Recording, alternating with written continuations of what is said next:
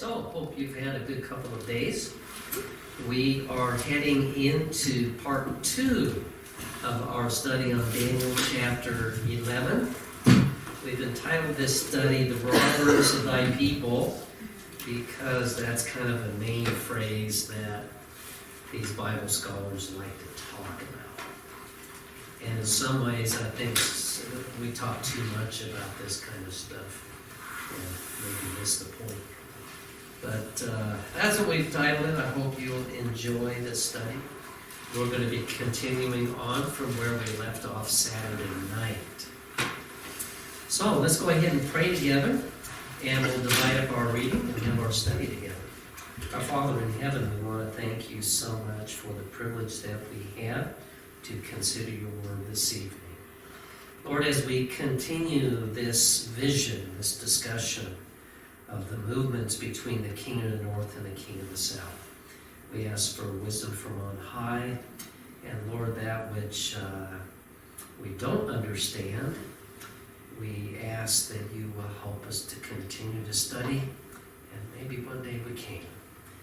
And so please bless our time together, we pray in Jesus' name. Amen.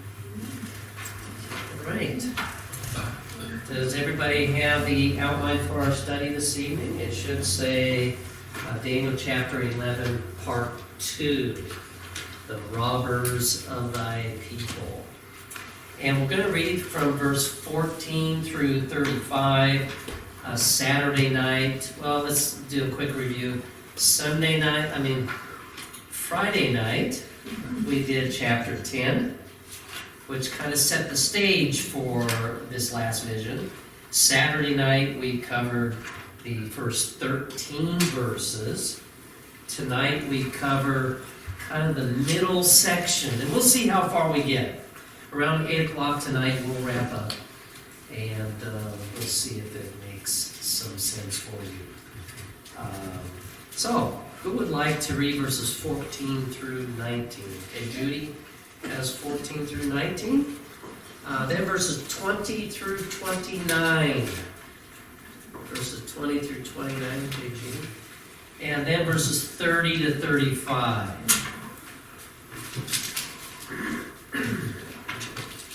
Who would like to take? We've got 2 readers from this side, so, but Andre, we need to balance it out, don't we? Make sure the room doesn't tip over this way. So Andre will read verses 30 to 35. So we're in Daniel chapter 11, starting with verse number 14. 14 through 19. And in those times there shall many stand up against the king of the south. Also the robbers of thy people shall exalt themselves to establish the vision, but they shall fall. So the king of the north shall come and cast up a mount, and take the most fenced cities, and the arms of the south shall not withstand, neither his chosen people, neither shall there be any strength to withstand. But he that cometh against him shall do according to his own will, and none shall stand before him, and he shall stand in the glorious land which by his hand shall be consumed. He shall also set his face to enter with the strength of his whole kingdom, and upright ones with him. Thus shall he do. And he shall give him the daughter of women, corrupting her, but she shall not stand on his side, neither before him. After this shall he turn his face unto the isles, and shall take many. But a prince for his own behalf shall cause the reproach offered by him to cease. Without his own reproach he shall cause it to turn upon him. Then he shall turn his face toward the fort of his own land, but he shall stumble and fall, and not be found. He will be replaced shortly by a real loser. His rule, reputation, and authority is already at shreds, and he won't last long. He'll slip out of history quietly, without even a fight. His place will be taken by a reject, a man spurned and passed over for advancement. He'll surprise everyone, seemingly coming out of nowhere, and will seize the kingdom. He'll come in like a steamroller, flattening the opposition. Even the prince of the covenant will be crushed. After negotiating a ceasefire, he'll betray its terms. With a few henchmen, he'll take total control. Arbitrarily and impulsively, while invading the richest provinces. He'll surpass all his ancestors near and distant in his rape of the country, grabbing and looting and living with his cronies in corrupt and lavish luxury. He will make plans against the fortress cities, but they'll turn out to be short-sighted. He'll get a great army together, all charged up to fight the king of the south. The king of the south, in response, will get his army, an even greater army, in place, ready to fight. But he won't be able to sustain that intensity for long because of the treacherous intrigue in his own ranks. His court having been honeycombed with vicious plots, his army will be smashed, the battlefield filled with corpses. The two kings, each with evil designs on the other, will sit at the conference table and trade lies. Nothing will come of the tree, which is nothing but a tissue of lies anyway. But that's not the end of it. There's more to this story. The king of the north will go home loaded down with plunder, but his mind will be set on destroying the Holy Covenant as he passes through the country on his way home. A year later, he will mount a fresh invasion of the south, but the second invasion won't compare to the first. For the ships of Shittim shall come against him, therefore he shall be grieved and return and have indignation against the Holy Covenant. So shall he do. He shall even return and have intelligence with them that forsake the Holy Covenant. And arms shall stand on his part, and they shall pollute the sanctuary of strength, and they shall take away the daily sacrifice, and they shall place the abomination that maketh desolate. And such as do wickedly against the covenant shall he corrupt by flatteries. But the people that do know their God shall be strong and do exploits. And they that understand among the people shall instruct many, yet they shall fall by the sword, and by the flame, by captivity, and by spoil many days. And now when they shall fall, they shall be holpen with a little help, but many shall cleave to them with flatteries, and some of them of understanding shall fall, to try them, and to purge them, and to make them white, even to the time of the end, because it is yet for a time appointed. Okay, so there are the continued movements between the king of the north and the king of the south. Most of the activity going on in these verses has to do in particular with the king of the north. And so let's see if we can unpack things a little bit. So we'll go to our outline now, and we want to consider the main issues. Structure in verses 14 through 19. Excuse me, we read the activities of the king of the north and the robbers of who? Thy people. In verses 20 through 29. And Jean, what version were you reading from? Message. What was it called? The message. The Message. I was interested in the version there because it's actually quite a bit different from. I'm using the Authorized King James version, and there's at least in our outline tonight, I'm pulling from the text of the Authorized version key phrases that we're going to follow. None of those key phrases were there. It was completely different. And so, but I think we still got the flow okay. You know, the main point is there. So in verses 20 through 29, the political maneuvering and military conquest of the king of the north. And did you notice some of the language in the Message Bible? Some of the language of the political maneuvering? Yeah, that's what took place. And we'll talk a little bit about that. And then in verses 30 through 35, you have the description of the grieving of the king of the north and the persecution of God's people. And so let's go to point 2. In just a few short verses, Daniel 11 speaks of the two warring powers from the rubble of the Grecian Empire, and quickly moves on to, I believe, the description of the Roman Empire. with the rise of its little horn. And we'll talk about that. So in a few short verses, Daniel 11 speaks of the two warring powers. Who are the two warring powers? The king of the north and the king of the south. And the king of the north and king of the south, they rise out of the downfall of the Grecian Empire. And as we see these two warring powers going back and forth, history quickly moves on to the description of the Roman Empire and the rise of the little horn. Now, at this point, let's do a little bit of review from Saturday night's meeting, the first 13 verses of Daniel chapter 11. You remember that those verses are in the setting of the first strong Persian king, that was Cyrus. After Cyrus, there would be how many kings? Four. It's described in the text as 3, and then the fourth one would be stronger than all the previous ones. And so who was the fourth one that was the strong one? See if you remember. Yeah, Judith added there. Xerxes.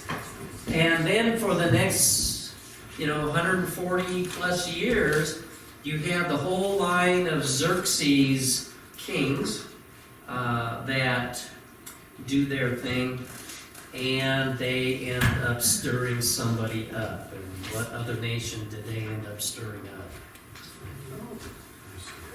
And the Grecian Empire. And the Grecian Empire comes on the scene with one strong leader. Who was that?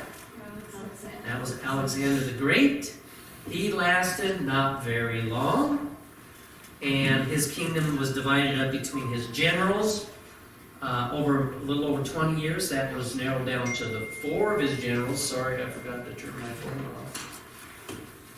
Aren't you always tempted when a text comes in to take a look at it to see who's texting? So I did not yield. I yielded to temptation. I'll put it that way. We'll answer that at the end of the meeting. So where are we at? So you have the division of the 4 generals. Grecian Empire is divided, and those 4 end up hammering it out, and that comes down to 2. And who were the 2 that basically won sway from Alexander's kingdom? Yeah, Ptolemy down south, who would become known as the king of the south, and Seleucus up north, who became king of the north. And they then fought back and forth for a while for supremacy, and they decided that their sons decided that they would not do what their fathers did, and they decided to go with the blood ties deal. And how did that work out? Not very well. And so let me draw your attention to the board, to the wonderful artwork here. What you have there, of course, as you can see from the detail, the Mediterranean world. And that is supposed to be the Mediterranean Sea. We have Rome here, Northern Africa. We have Egypt and the Nile River Delta there.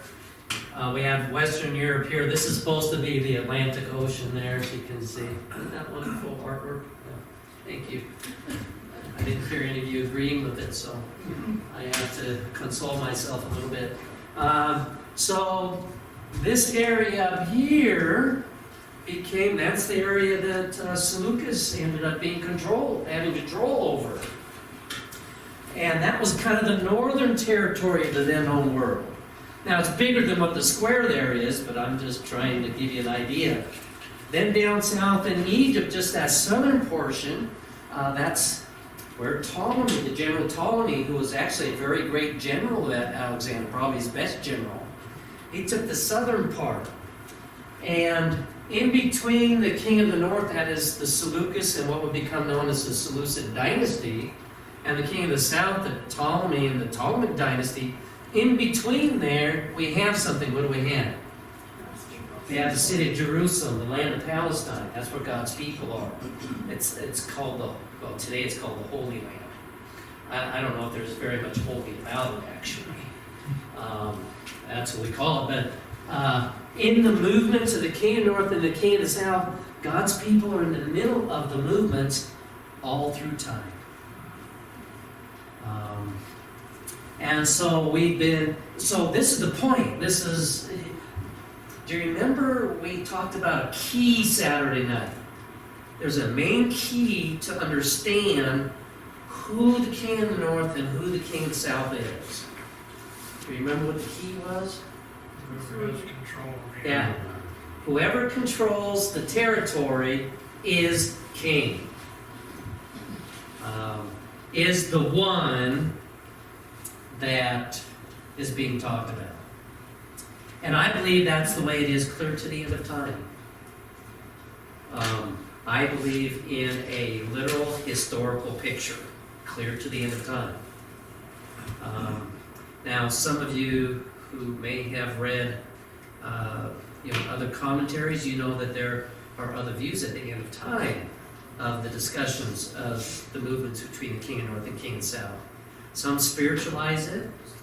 And I have very close friends who spiritualize the last movements of the king of north and king of south. I don't take the spiritual view. I do believe they have some strengths to their arguments, but I also think they have some weaknesses to their arguments. Because this thing begins historical and geographic, doesn't it? Yeah, literal, what we would call literal. That's the way it begins. And as you read even if you didn't follow any of the thoughts of the movements between the king of the north and king of the south, if you just did a quick read through it, you see nothing there in the text itself that would suggest that, okay, now we're moving from a literal interpretation to a spiritual interpretation. There's nothing in the text, the context itself, that would suggest that. And that's why I take a more literal, historical, and geographic interpretation on it. It starts out with the general Seleucus taking this territory, Ptolemy taking this territory, and Seleucus and Ptolemy, the generals themselves, fought it out for a while. Why did they fight it out? I mean, they were friends. Because remember, Ptolemy saved Seleucus and delivered him. He was a slave in Babylon for a while. And so they went and rescued him. And so Seleucus got better down here. Then Seleucus went up this way, took control. And then the two of them became not so friendly anymore. Why? Sister. What was that? Sister? Well, even before the sister comes along. Well, then one of them. Yeah, power. Control, yeah. Yeah, control. Control of the whole thing. Yeah, at first there were about a dozen generals. Then it gets narrowed down to 4 of them. Then to 2 of them. And then the 2 fought it out. Why? Because they wanted control.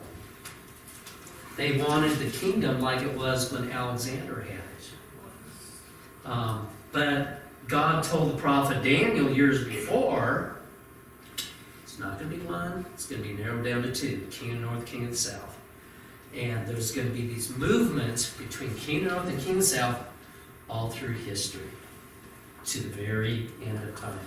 When Michael, the great prince, stands for his people. And when we talk about Daniel chapter 12, we'll talk about that, what that represents. So, we read. So we did a little bit of review. The first 13 verses talk a little bit more about the detail of how Seleucus' son and Ptolemy's son saw what their dads were doing, and they didn't want to do that. Well, they tried to do the blood ties thing. That didn't work out. And we move on now. And in moving on, let's go to point number 3. So at the time when you have the king of the north trying to take out the young boy king of the south, you remember it got to the place between the movements between the king of the north and the king of the south, where the king of the south wins a big battle, it's the Battle of Raphia from Antiochus III, and king of the south ends up going off the scene and leaves his son to rule, but his son's only 5 years old. So it was about 19 years later when Antiochus III decided, hey, you know, the king of the south, he's dead now, and his little boy reigns. It's time to take revenge. So at the time when you have the king of the north trying to take out the young boy king of the south, there is mention of also who? Yeah, the robbers of thy people exalting themselves. So what does this mean? And you'll notice that, let's find the verse here again. So that is verse number 14. And in those times. Well, in what times? Well, in the time when the king of the north comes down to try to take out the boy king, in those times. And by the way, the guardians of the boy king, you know, knew that Antiochus III was coming. Antiochus III is also known as Antiochus Epiphanes. Antiochus is coming down. The king of the north is coming down to, you know, take us out. So the guardians, the people who kept this young boy safe, till he would become the age of 14, to where in the Egyptian nation, you know, the sons couldn't rule till they were at least 14. So they sent message to another nation to help protect the Egyptian empire. And who did they ask for help? Yeah. Rome didn't rule the world at that time, but they were becoming stronger. Historians say that it was a republic at that time. So they asked the Roman Republic for help to send arms down their way to protect against the movements of the king of the north. And so at the time when the king of the north is trying to take out the young boy king of the south, there's mention of also the robbers of thy people exalting themselves. Verse 14, and in those times there shall many stand up against the king of the south. Why do you suppose many are standing up against the king of the south?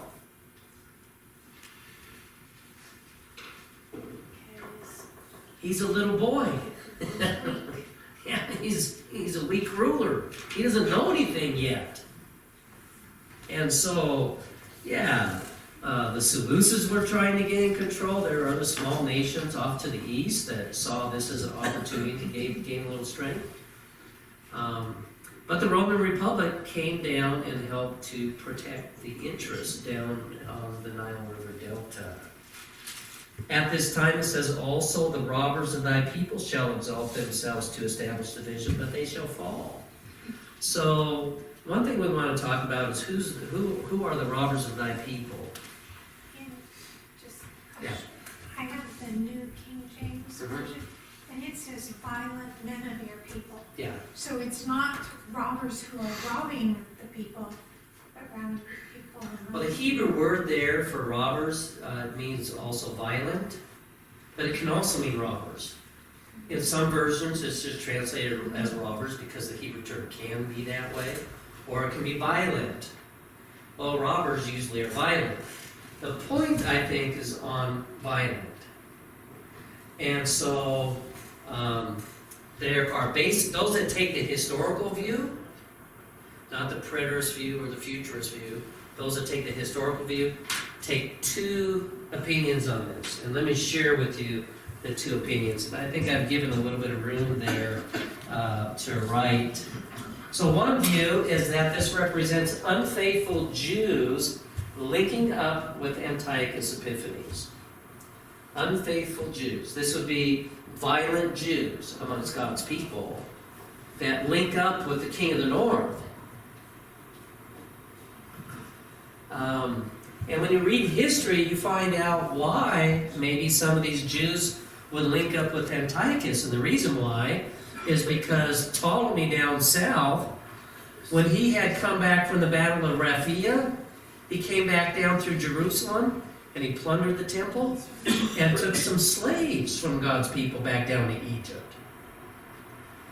And through some intrigues, most of those slaves were able to escape and go back up to Jerusalem. So they didn't like the king of the south very well. So there were some, this is actual history, there were some who kind of turned their back on their own people and hooked up with Antiochus Epiphanes, who, by the way, also came down to the Jewish temple and basically sacked it and desecrated it. Some people believe that the little horn of power that you study in Daniel 7 and 8 is Antiochus Epiphanes. But we've looked at the characteristics, the details of that. It doesn't match Antiochus Epiphanes, even though Antiochus Epiphanes did do things that he shouldn't have done. He did desecrate the temple. And so there were not faithful Jews, but what? Unfaithful Jews that hooked up with Antiochus and they wanted Antiochus to take out the boy king. But Antiochus was not able to because the Roman Republic is protecting the throne down there. And so do these unfaithful Jews, do they prosper? No, they fall. The other view is also historical fact. The other view is that the robbers of thy people represent the Roman Republic gaining strength and furthering their conquest before they become rulers of the world. And by the way, if you look at the early movements of the Roman Republic, when they would go into an area and conquer, they would win the battles and then they would plunder the area. History calls the early Roman Republic, they use the word robbers very specifically. And so I'm sharing with you both views simply because I believe both are historical facts. Now, which one the text is actually talking about, I'll leave up to you. Both are happening in history. Both are happening around the same time.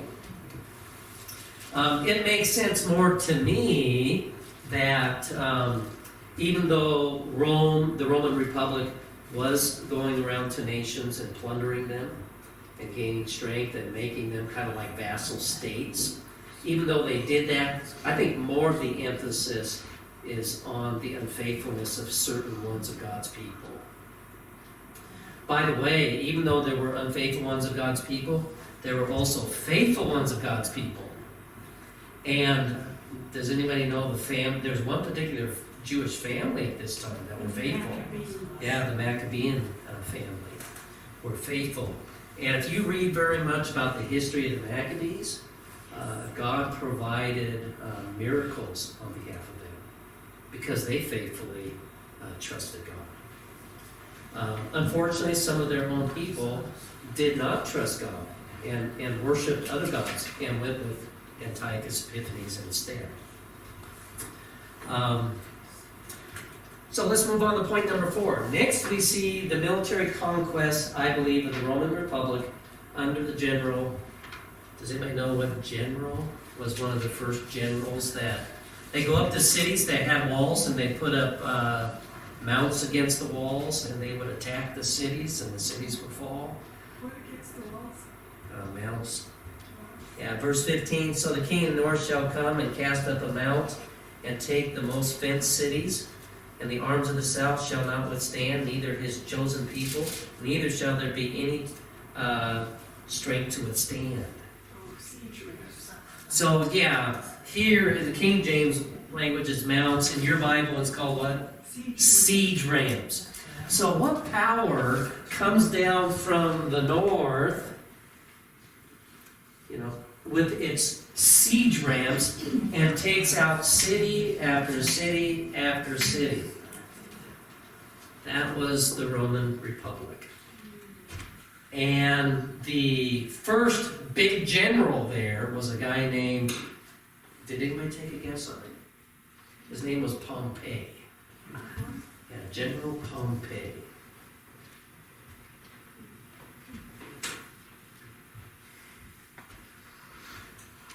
And with these verses, we believe we see the transition from the intrigue between the Seleucid dynasty and the Ptolemaic dynasty beginning to come to an end.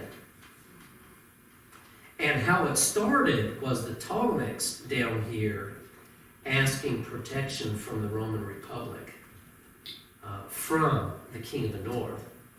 Well, Rome came down and provided the protection. But along with the protection, Rome never did anything without what we call payback or strings attached. Or what in today's political discussion we would say quid pro quo.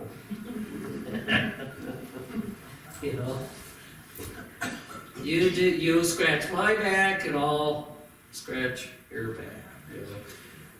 I'll do this for you, and if I do this for you, then you do this for me. And now you're quoting Latin, which was the language of the intrigue. Of the intrigue back here. Yeah. And so we see the Roman Republic gaining strength. And if you have descriptions of armies back during this time that would be able to lay siege to the strongest cities, that did not come from Antiochus Epiphanes. In fact, Antiochus Epiphanes was down here trying to work out details with the Ptolemaic dynasty when a couple of the Roman generals came down and basically caught him, and they just said, you better leave our interests down here alone, and if you don't, you're in trouble. And you know what Antiochus Epiphanes said? Antiochus Epiphanes says, well, let me go talk to my generals. And the Roman general did not let him move. He had soldiers around him. And the Roman general took out his sword and drew a line in the sand all the way around Antiochus Epiphanes and said, you will not cross this line until you give me your answer that you're going to leave our interests down here alone. And Antiochus Epiphanes, with some of his men standing around him, said, okay. He knew his life was on the spot. So Antiochus Epiphanes said, okay. And he marched back home with his tail between his legs, so to speak. And Rome, after that, started gaining further power. And you read in history, it wasn't Antiochus that attacked these strongest cities with their ramps and everything. Who was that? That was the Roman armies. And it started with General Pompey. Google Pompey, by the way. It's very interesting reading. He was quite a general. So point number 5. What time are we on? Okay, we're doing okay. Point 5, the scene quickly moves from the Roman Republic to the Roman Empire with added political intrigue. That's the words that I'm going to use. The question is, what is this intrigue? And so we read a little bit further, and you notice verse number 16 and onward, it says, but he that cometh against him shall do according to his own will. None shall stand before him. He shall stand also where? In the glorious land. Where's the glorious land? That's Jerusalem. That's the land of God's people. which by his hand shall be consumed. He shall also set his face to enter with strength of his whole kingdom, the upright ones with him. Thus shall he do. And he shall give him the daughter of women, corrupting her, but she shall not stand on his side, neither before him. So who's this?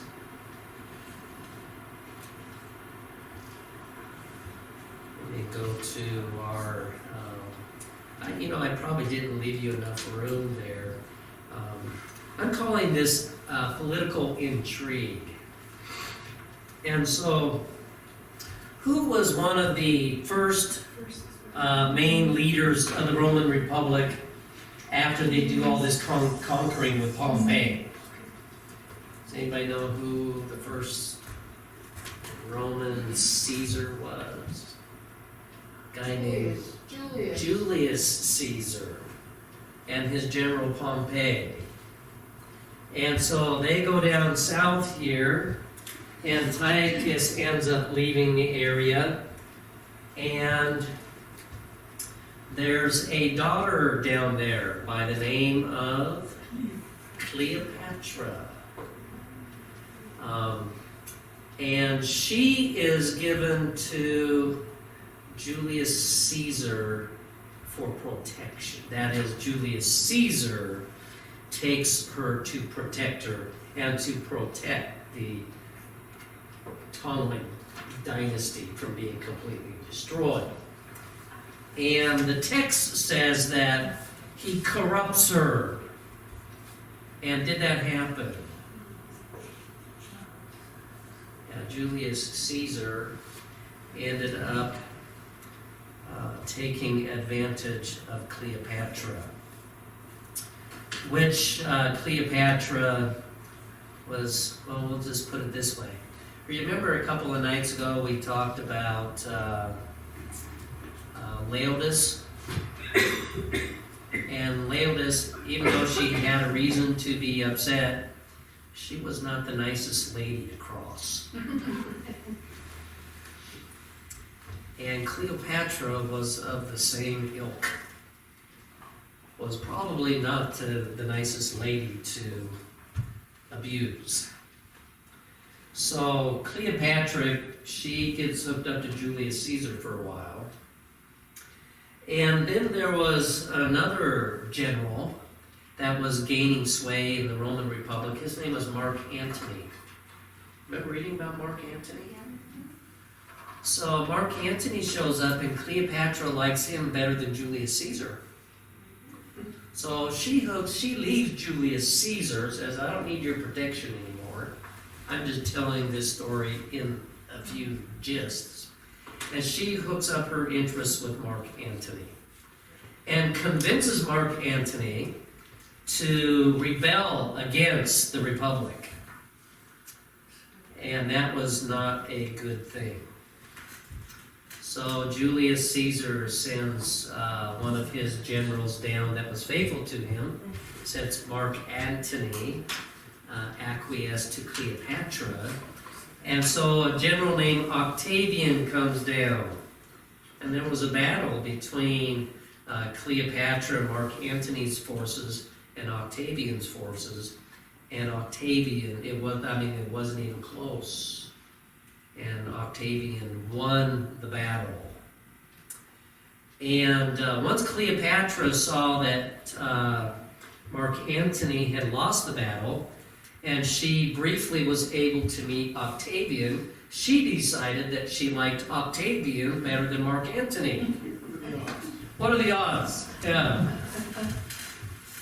And it was not long after that Mark Antony mysteriously dies. History tells us that Cleopatra talked him into suicide. I was gonna say, I thought he committed Yeah, suicide. he commits. She talked him into it. Oh, Yeah. okay. Well, when you read the history books on that part of history, it's either she's the one that did it, or, she talked him into taking his own life. And so Mark Antony goes off the scene. And then Cleopatra tries to get it together with this other general, Octavian. Octavian would have nothing to do with Cleopatra. At least not a lot to do with Cleopatra. And once Cleopatra realized that she was not going to be able to have ties with this, she saw this general was a great man and that most likely he was going to be ruling Rome. So once she saw that he was not going to take her in, then she committed suicide. And with the end of Cleopatra, there were a lot of Cleopatras. But with the end of this particular Cleopatra, there are quite a few historians believe that basically brought the Ptolemaic dynasty to an end. Brought it to an end. Yeah. Now, some historians kind of disagree on that, but in terms of having power to rule and control large territories, that pretty much ended when Octavian came on the scene and Cleopatra left the scene. What was her significance in the first place? Who was she She was the Julius Caesar took interest in her? She was one of the daughters of the Ptolemaic kings. I don't remember which one it was. But the Roman Republic said that they would provide protection for the southern part of the then known world from the attacks of the king of the north. Because Julius had an interest in her. Is that the implication? Well, that's the implication. He was being the nice guy to come in and say, "Oh, I'll take care of the young teenage girl." Yeah. Didn't she have a younger brother? Yes. And so Rome saw it. Rome saw it from the standpoint of here's Rome right here. Here's the king of the north. Here's the king of the south. This is the Nile Delta region area, and that was very important to the then known world. And Rome was eyeing this territory, but it was also eyeing this. And Rome did not want the king of the north to take over this because then it would have power here and here. That would lessen the power of Rome right here. And so Rome said, we will protect the interests. We'll be an ally for you. And, one of the family ties, so to speak, seemed to be an attractive young lady named Cleopatra. And Julius Caesar was more than happy to protect her. So the text simply says, verse 17, he shall also set his face to enter in with strength of his whole kingdom, and upright ones with him. Thus shall he do. He shall give him the daughter of women, doing what to her?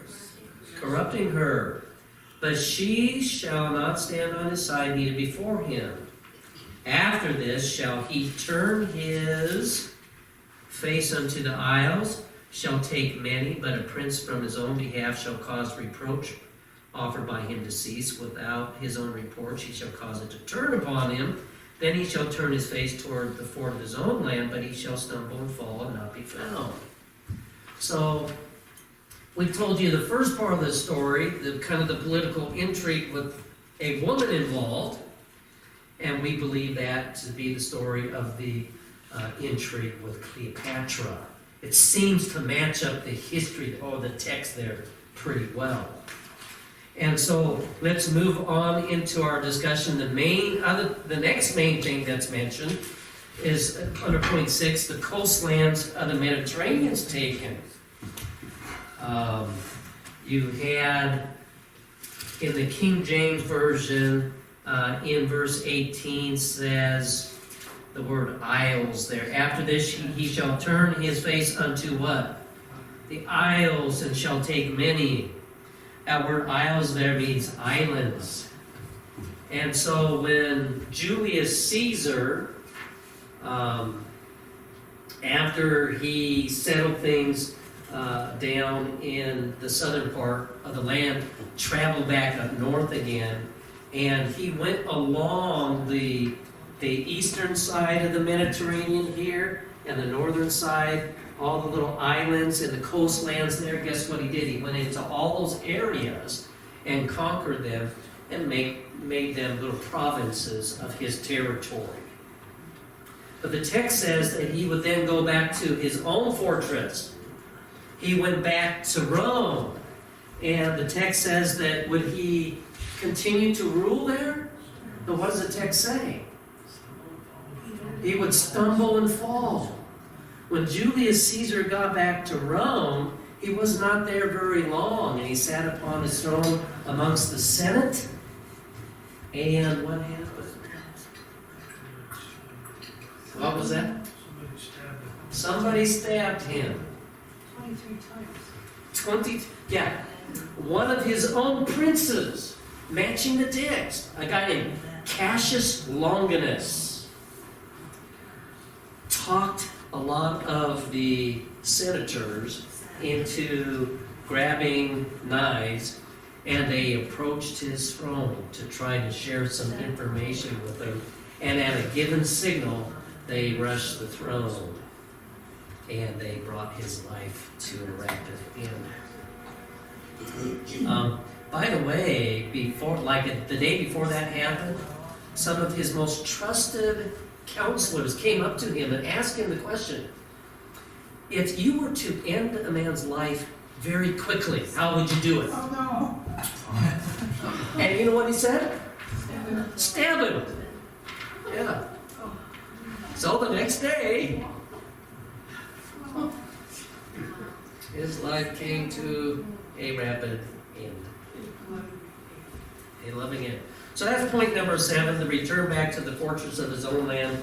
But the text says he stumbles and falls and is not found. His life came to an end.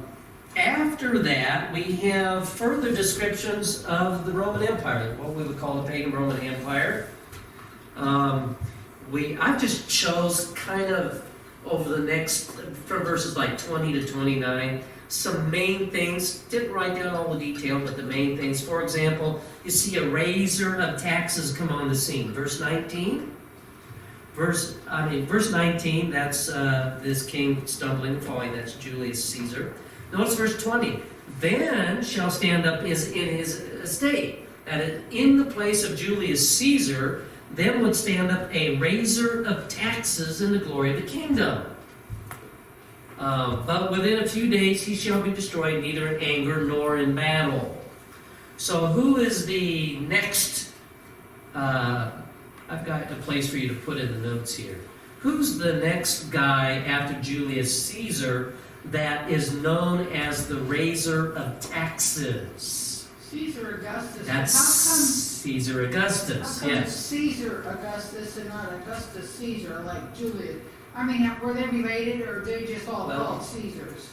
Well, they were all called Caesars, and they added different names to them. As they even gained power, some of them would add even more names to themselves.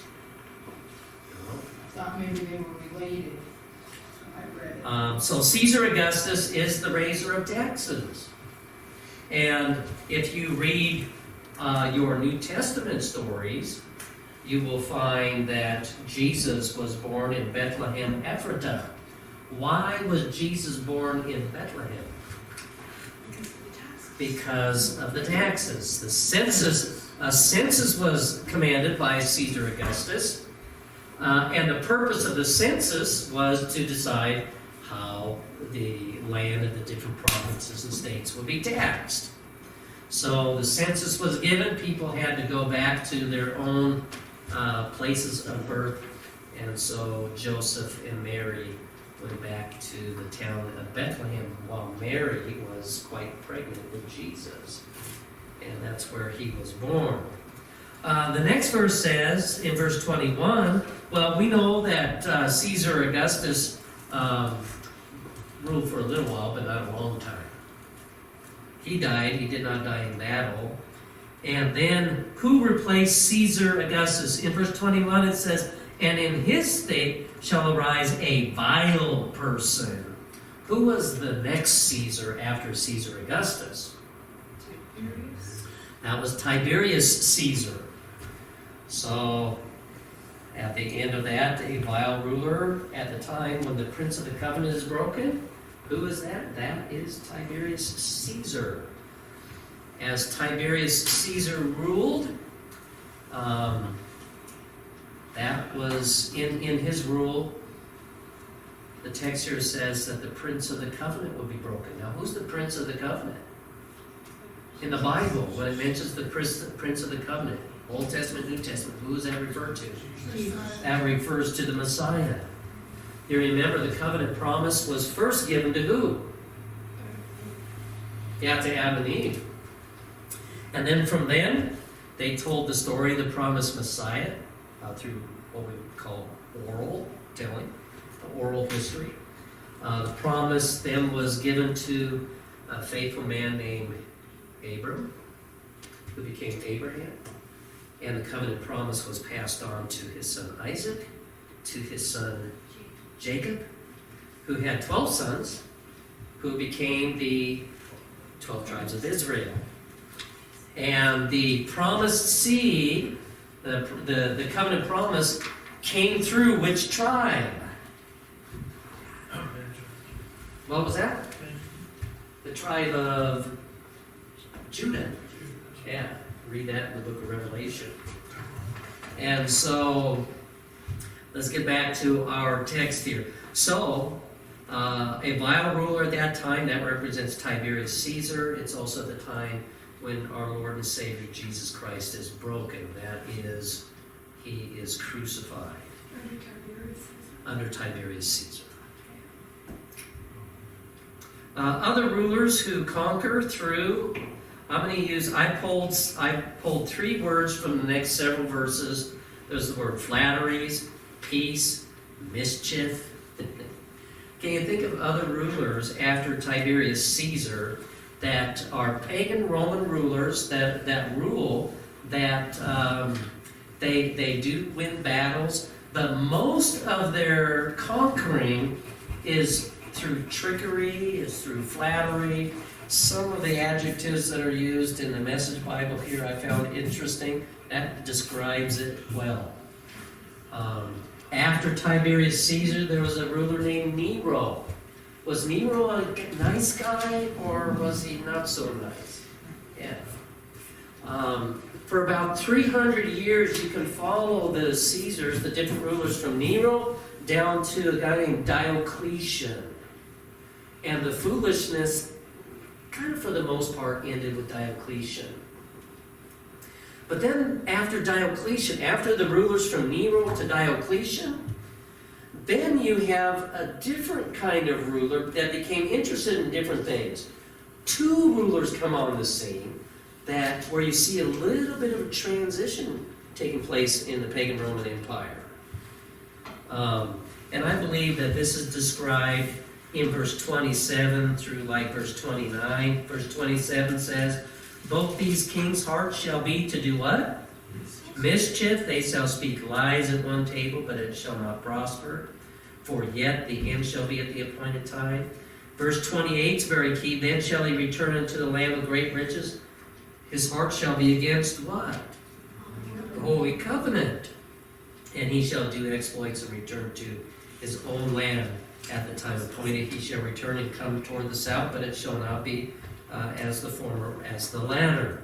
So there are 2 kings here that are mentioned that do their ruling in kind of a backdoor scene time activity, but there's a shift. Something comes into the scene, and that is work against the Holy Covenant. And so let's talk about that a little bit. In my notes here, I've written down leaders such as Nero to Diocletian, then Constantine and a ruler named Justinian come in.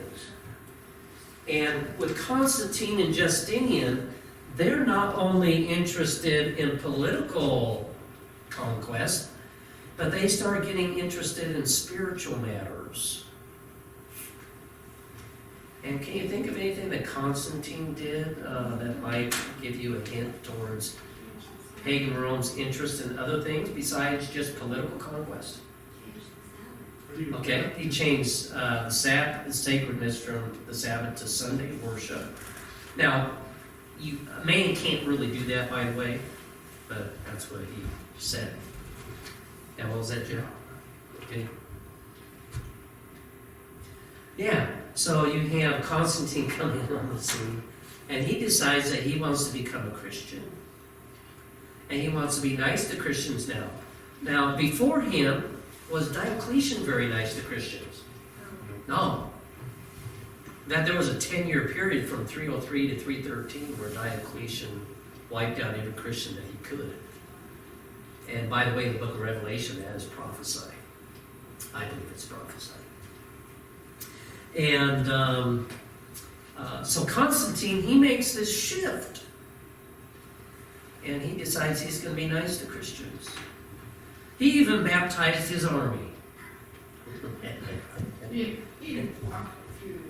Yeah, took them down into the river and said, you guys need to march through the river. They marched through the river. He said, okay, they're baptized now. And what began to happen at that time, Christians have been for around 300 years persecuted by Roman leaders. And they're tired, and they end up acquiescing. And they end up accepting some pagan philosophies and pagan ideas for freedom. And Constantine, and then the next one, Justinian, they worked along with it and said, we'll provide you political protection, and we'll make sure that you guys have nice homes, and you can have your own gardens and things, and you can live and worship God, mostly like how you're used to. Just going to have a few changes. And so what ended up happening was there's a mixture of something. There's a mixture of what? Yeah, there's a mixture of church and state. Church and state. Along with that, there's a mixture of truth and error. To be more specific, Christian thought is mixed with pagan thought. And when you take the truth, the purity of the gospel, and mix it with paganism, that's what began to happen. What you have is an attack on something. What do you have an attack on? The Holy Covenant. And the Holy Covenant is God's promise through His people that the Messiah would come and redeem mankind from sin. We call it the plan of redemption. If you ever wondered, well, what's the Holy Covenant in a nutshell? The Holy Covenant in a nutshell is the promise of redemption. God's plan to redeem mankind from sin. And so I believe that that's... So point 9, with events described in verse 28, we see a bit of a transition taking place with further interest. What comes into picture? It's the working against the Holy Covenant. That's something new that comes in that we don't see in the previous verses.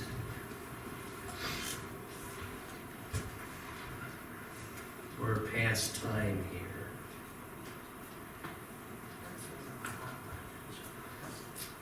Let's decide what we want to do here. We can take maybe a few minutes now for questions and answers. If you want to cover the last section, that verses 30 and 35, that will probably take us another 5-10 minutes.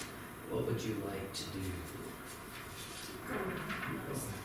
Want to go a few more minutes, and so we'll finish up. We'll be done by 8:30. That's okay. So, point 10, the King of the North power lessens. And the question is why? So let's read about that. So I'm going to read, we see verse 28 where there's this work against the Holy Covenant. We go to verse 30, says, well, let me read verse 39. And at that time he shall return, come toward the south, but it shall not be as the former, or the latter. So you get this picture of this power, which is pagan Rome. It begins to lessen in strength. The question is, why does it lessen in strength? The answer is verse 34, the ships of Chittim, or as it would be pronounced in the Hebrew language, Kittim, shall come against him. Therefore he shall be grieved and return and have indignation against the holy covenant. So shall he do. He shall even return, have intelligence with them that forsake the holy covenant. And arms shall stand on his part, and they shall pollute what? The sanctuary of strength shall take away something. The daily, and they shall place the abomination that maketh desolate. So, we definitely see a transition. We see the picture that Rome in its pagan phase is starting to weaken. And the question is, why does it weaken? The text says because of the ships of Chittim, or the ships of Kittim. And so, what are the ships of Kittim? Well, I'll read point 10 here again. The king of the north, power lessens. Why? Because the ships of Kittim shall come against them. What are the ships of Kittim? So if you look up that word in the Hebrew language, you'll see the translation of Cyprus. It basically takes you back to one of the first times in Scripture where this word Kittim or Chittim is mentioned. And the word originally refers to the island of Cyprus. Does anybody know about where in the Mediterranean Sea here where the island of Cyprus is? I just kind of pointed to it, didn't I? Yeah, it's in this area right in here. And there were other islands along here, all along here, up into here and around here.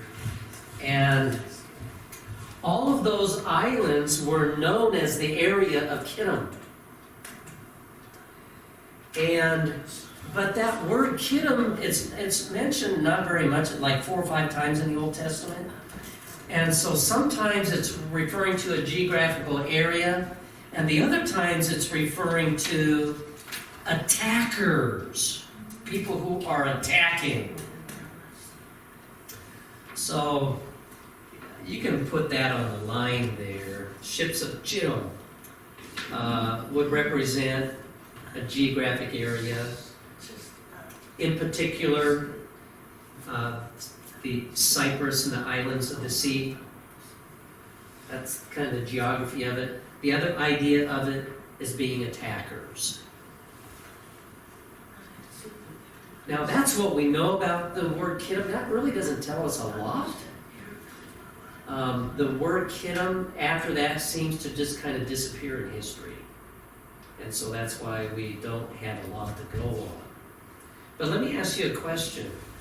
As pagan Rome is starting to weaken, as it starts to mix its thoughts with Christianity, around that time, were there powers that came in with ships from the islands of the Mediterranean, and did they use ships in the islands of the Mediterranean to attack the Roman Empire? And I believe that history is pretty clear on that. And what happens is you see these, what historians call the barbarian hordes. They come down from the north, and they take cities along the coastland. They use their ships. One particular gentleman was a guy named Genseric. He had an entire navy that he used to attack the western part of the Roman Empire. And very interesting reading there. There was another guy named Attila. He was called Attila the Hun. He took the northern part of the Roman Empire. There was another guy named Alaric. He was either one of the Ostrogoths or the Visigoths. I don't remember which one. But he took to the sea. and helped attack the Roman Empire. And so the Roman Empire ends up dividing up within itself with these barbarian hordes and these barbarian tribes. It wasn't a particular nation that caused the fall of the Roman Empire, but it's destruction from within. Another question would be, how is it that the northern end of the Roman Empire ended up being so vulnerable? Can you think of anything that Constantine done to cause vulnerable here's the center of Rome. This area right here becomes vulnerable. That's where most of the tribes came down through. How is it that that became so vulnerable? Sorry, lost the connection. Let me try it again. Sorry, I missed that. Could you say it again, please? No. Goodbye. Okay, Constantine moved the center of rule to Constantinople. Constantine moved his capital from Rome over to, what would it be, this area here. The city was called Byzantium.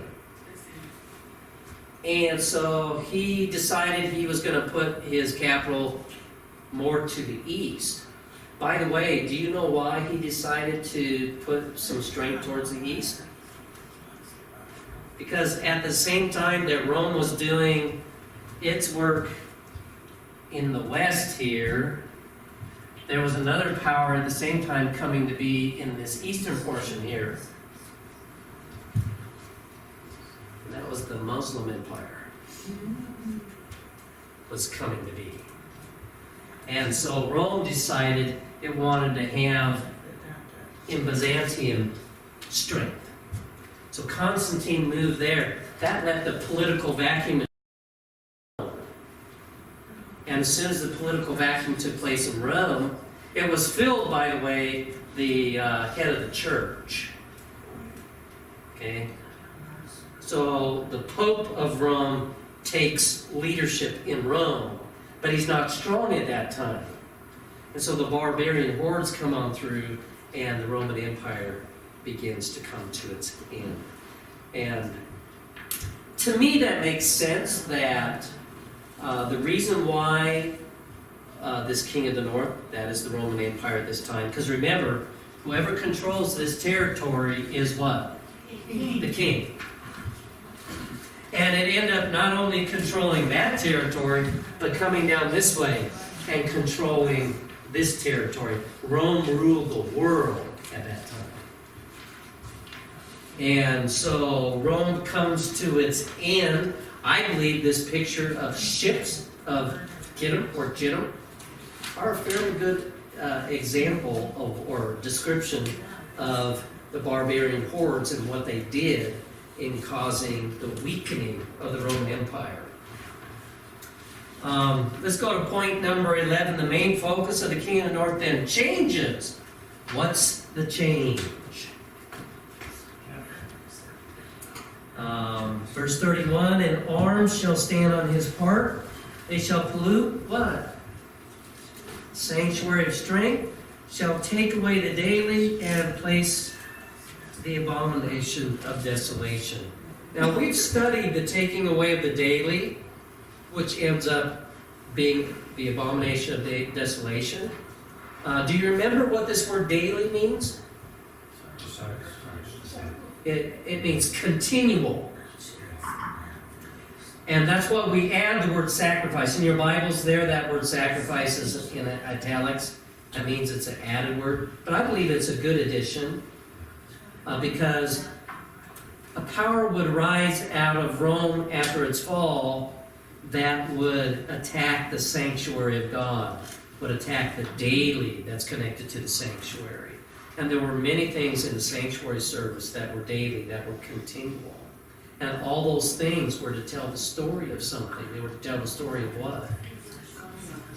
Yeah, the plan of salvation, the plan of redemption. And so the change that we see taking place is Rome from its pagan phase into its papal phase, where now they are interested in spiritual conquest. So if we were to write down what the main focus of the King of the North now is, what's the change?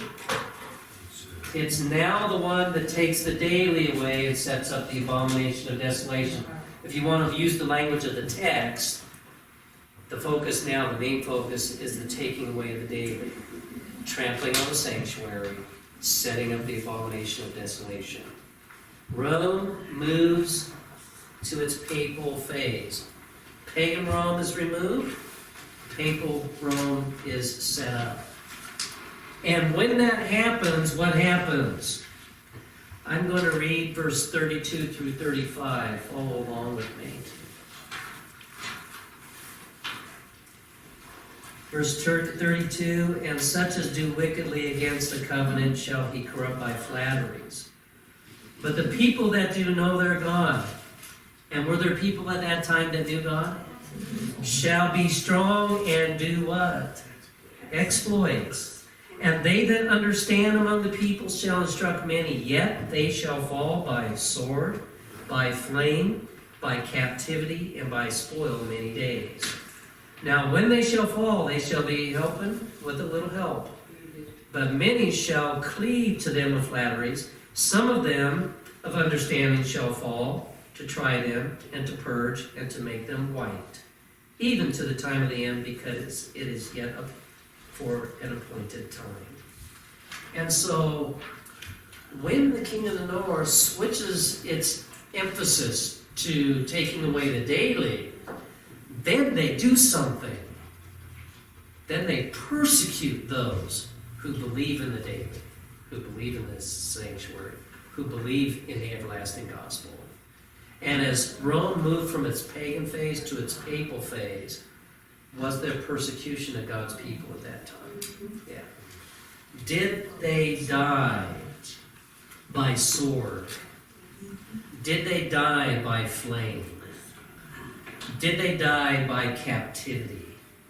Yes.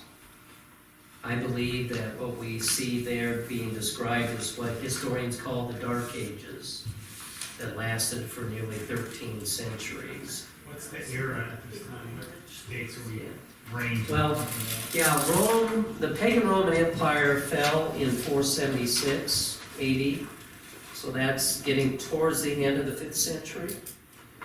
Rome in its papal phase ends up having full sway by the year 538, around 55 years later. And so from 538, that's 6th century, to 1798, that's towards the end of the 18th century, papal Rome ruled. It's what historians call the Dark Ages. And what type of peoples were persecuted during that time? Yeah, Christians were persecuted. Can you think of any particular groups that historians tell us about? Yeah, the Waldensians were persecuted in Italy. Huguenots. Yeah, the Huguenots, the Albigenses. Did you have a comment, Jeff? Yeah. And then there were people in that context who were faithful and gave instruction. Any names come to mind of people during the Dark Ages that stood up and were faithful? Okay, John Huss. What was that? Yeah, John Wycliffe, the Morning Star of the Reformation. Zwingli. Yeah, Martin Luther, he's kind of the main catalyst in the middle of it all. Huss and Jerome. Yeah, Huss and Jerome, the Wesley brothers. We can name all kinds of reformers that stood up faithfully for God's word during that time. Most of them sealed their faith with their blood. And do you remember the story of like Huss and Jerome? You have, I think it was Jerome, he was told to recant, and he said no. And so they put him on the stake, piled up all this wood around him, and when the guy came forward with the torch to light the flame, the guy walked up to him and then stepped around the back to light it behind. And do you remember what he said to the guy that? And he said, No, don't you go walking behind me to do that. He said, if I'd have been afraid, I wouldn't be here. He said, you light that thing in front of me. What a witness to the faith of God. You know, Huss at first kind of backed off, and then he repented, came back, and he died in martyr's faith. The Bible says some of these men, not the Bible, but history tells us that some of these men, while their bodies were being consumed, were singing praises to the God of heaven. They were worshiping Him as their lives were coming to an end. And God honored them. I know God is the one who gives the martyr's faith. The Bible here speaks of, you know, Gabriel telling Daniel, write it down. You know, this king of the north power is going to take away the daily, set up the abomination of desolation. They're going to start persecuting my people. But Daniel, write it down. They're going to be faithful ones who do know their God. And they're going to stand firm. Die by sword, flame. Some of them died in captivity. And you and I believe you and I are here today because of their faithfulness. The Protestant world is here today because of the faithfulness of the reformers. They were protesting against the abuses of the church. I don't know if Protestants today protest very much. Do they protest? I'm not exactly sure if we're very Protestant-like anymore. But I want to be, not that I want to protest for the purpose of just protesting, but I want to stand faithful to God's Word. What about you? Yeah. How many Protestants know about the Protestant Reformation? Oh, that's a good question. How many Protestants know about the Protestant Reformation? I mean, who's read Fox's Book of Martyrs? Yeah, that's a challenging book to get through. Yeah. But it used to be more. I'm not so sure if Martin Luther were to rise again, you know. I believe Martin Luther's going to rise in the resurrection when Jesus comes. But if he were to rise today and look at the Lutheran Church, He had a few words. he had a few words and then he'd say, Lord, put me back down under again. He'd be protesting. Yeah, he'd be protesting. Bring the protest back. Yeah. So you and I were here today because of their faithfulness. And I want to be faithful to God's Word. We've covered quite a bit tonight. Any other thoughts or questions on what we covered tonight? Yes, Lawrence? About the wording in verse 35, where it says, to try them, to purge, and to make them white. Yes. Understand what that means? Yeah. So many would fall. And through that process of them being faithful, standing firm, and then falling, that would try their faith, but they would be faithful. And through the persecuting fires, so to speak, it would make them white, make them pure. So what is the fall? They're made, well, that would be a description of their death. Oh, okay, that's what I thought. Been faithful, they They stood, and and they they still fell. died, but. and the text says they fall in 3 ways. They fall by sword, and did some of them fall by sword? Yeah. By the guillotine. They'd fall by fire, and some of them fell in captivity. They were left alone in prisons and not fed, and they died that way. But the promise is that they be made white. And how are they made white? By the blood of the Lamb. Yeah. Jesus would give them His pure and spotless robe of righteousness because they stayed faithful to the plan of redemption and His righteousness. So they are made white. We want to be made white too, Lord. Any other thoughts? One of the disciples ended up on Cyprus due to a storm. The boat capsized and they ended up on Cyprus and somebody was there that was like, Yeah. I can't believe you're here. And I'm trying to remember the story, but it was. Yeah, that's the Apostle Paul was shipwrecked. And so, yeah, he, along with, what was it, 276 souls on the ship. And they went on shore, it was still stormy weather. And the leader of the little, I don't know what you call governor of the island, came out and built fires. The people built fires for these guys to warm up. And the Apostle Paul was throwing some wood on the fire. And when he did that, what happened? And a serpent latched onto his hand. It was a poisonous snake. And Paul just shook it off in the fire and went around his business, you know.